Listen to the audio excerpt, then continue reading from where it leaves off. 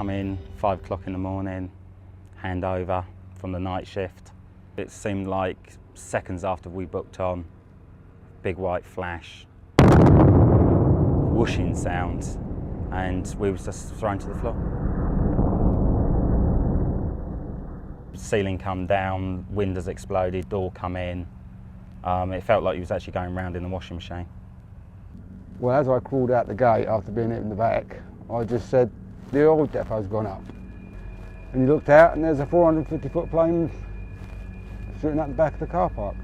It actually looked like Satan had opened his doors. And then when the other 2 explosions went off, he actually saw them and the flames just leaped higher. Horrendous. It looked like the worst film Steven Spielberg could make times 10. You know, it was just like everything was deadly quiet except for alarms all over the industrial estate. Alarms were going off. I got a call saying, John, you better get round here straight away. The oil depot's gone up. I arrived at the gate within 10 minutes, quarter of an hour. The building was in flames. There was explosions going all the time. I received a call at about 6:10 in the morning. The initial report was that there had been a fire at the Buncefield oil depot. My questions to him were, is it contained, etc. And he said, no, it's rather more serious than that, get up and put Sky News on. And then immediately realised the severity of the situation.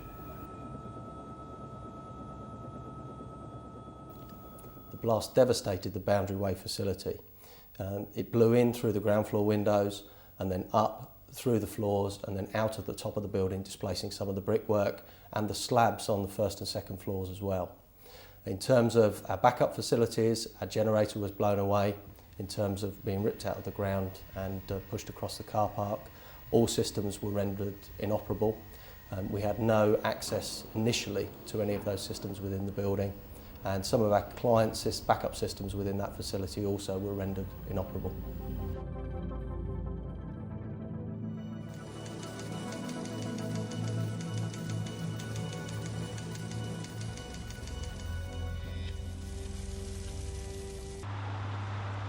The days immediately following the explosion were frenetic in terms of activity.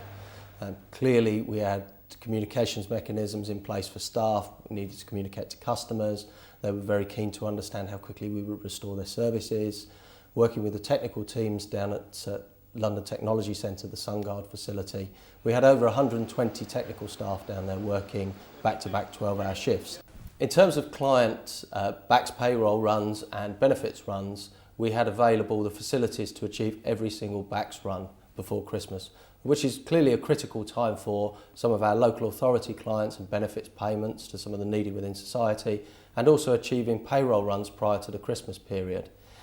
In terms of December, we actually achieved payments of in excess of £1.3 billion worth of BACS transactions. Any business is unlikely to go through a period of disruption such as we suffered following Buncefield without any impact to customers.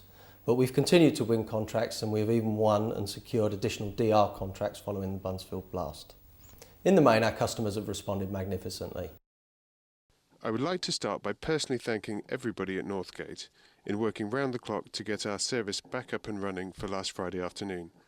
This achievement is a tribute to the commitment of your staff and the thoroughness of your disaster recovery plan. To have our PAS up and running within a week, given events, is exceptional. I would like to thank your team for their professionalism, dedication and sheer hard work that has enabled. I would be grateful if you could pass on our thanks to everybody involved in the unique situation we found ourselves in last week.